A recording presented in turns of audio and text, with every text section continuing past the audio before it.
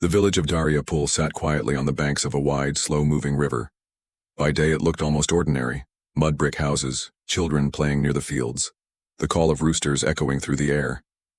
But when night fell, shadows moved differently in that place, and the river, black as spilled ink, seemed to whisper secrets no one dared to answer. Rauf, a young farmer, had lived his entire life in the village. His father had told him never to go near the old wooden bridge after sunset. The river takes what doesn't belong to it, his father used to say, eyes fixed on the flickering lantern in their courtyard. Rauf had always laughed it off, dismissing it as nothing more than village superstition.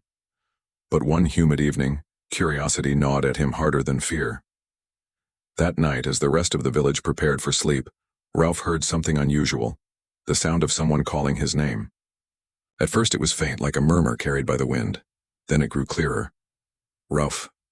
Rauf. His blood chilled. Nobody should have been outside at this hour. He peered through the cracks in his door, but the narrow lanes were empty.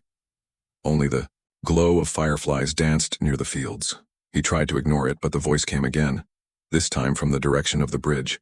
Against all reason, he picked up a lantern and stepped into the night. The dirt path beneath his feet felt colder than usual, as if the ground itself wanted to pull him back. The air thickened, carrying a smell of wet earth and something else. Something metallic, almost like blood. When he reached the bridge, he saw nothing at first. The wood was damp and creaked under the weight of the breeze. Then he noticed a shadow at the far end. It looked like a man standing still, facing the river.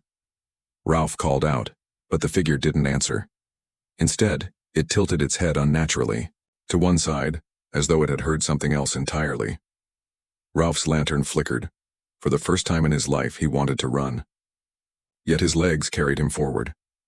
As he stepped onto the bridge, the boards groaned loudly, breaking the silence. The figure turned slowly, and Rauf froze. It was not a stranger at all. It was someone he knew. His childhood friend, Kamal, who had drowned in the river 5 years ago. Rauf's lantern nearly slipped from his hand. Kamal's eyes were pale and glassy, water dripping endlessly from his clothes, though there had been no rain. His lips curled into something between a smile and a warning. "Why are you here?" Rauf whispered, his throat dry. Kamal's figure took a step forward, the wood creaking under his waterlogged feet. "You heard it too," he said, though his voice sounded hollow, echoing like it came from beneath the water. "The river calls us." Rauf stumbled back, but Kamal advanced.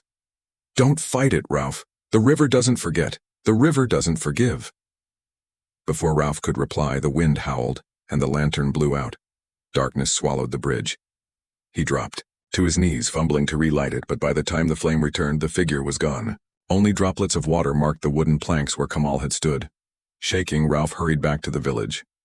But when he returned to his home, he noticed something strange. His door, which he had carefully closed behind him, now hung slightly open. Inside, the air was colder than outside. The lantern light revealed wet footprints across the floor, leading straight to his father's old room. Heart hammering, Rauf followed them. The room smelled strongly of the river. On the wooden chest by the window, he found something that should not have been there. Kamal's old red scarf still dripping as though freshly pulled from the water. Rauf stumbled back, his mind reeling. His father had buried that scarf with Kamal's belongings years ago. That night he did not sleep. Every time he closed his eyes, he heard the river's whispers. "Come back. Come back."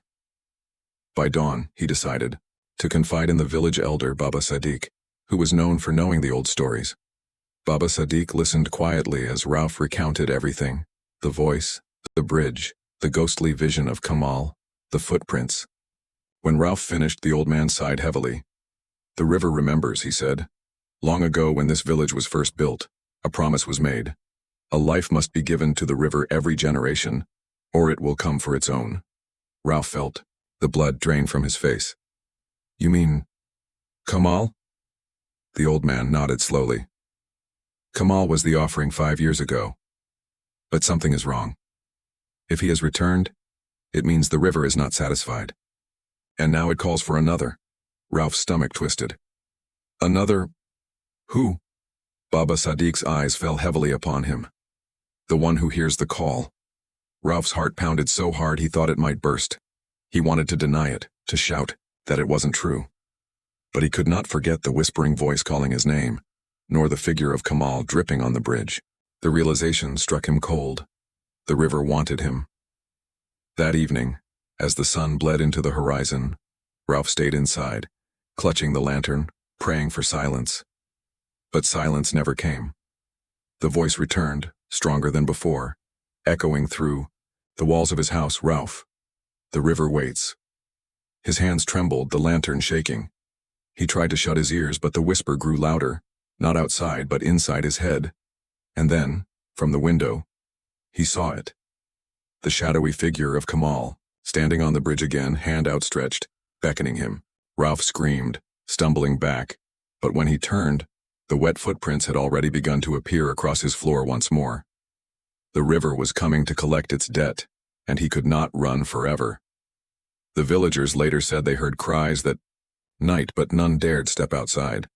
When dawn arrived, Rauf's house stood open, his lantern flickering weakly on the ground. The footprints led out of the door, down the path and onto the bridge. Beyond the last plank they vanished into the river. The water flowed calmly, as if nothing had happened. Yet every villager who walked past the bridge in the nights that followed swore they heard a whisper from the water, "Rauf, Rauf." And sometimes, when the moonlight struck the river just right, they claimed they saw two figures standing side by side on the bridge, both dripping, both waiting.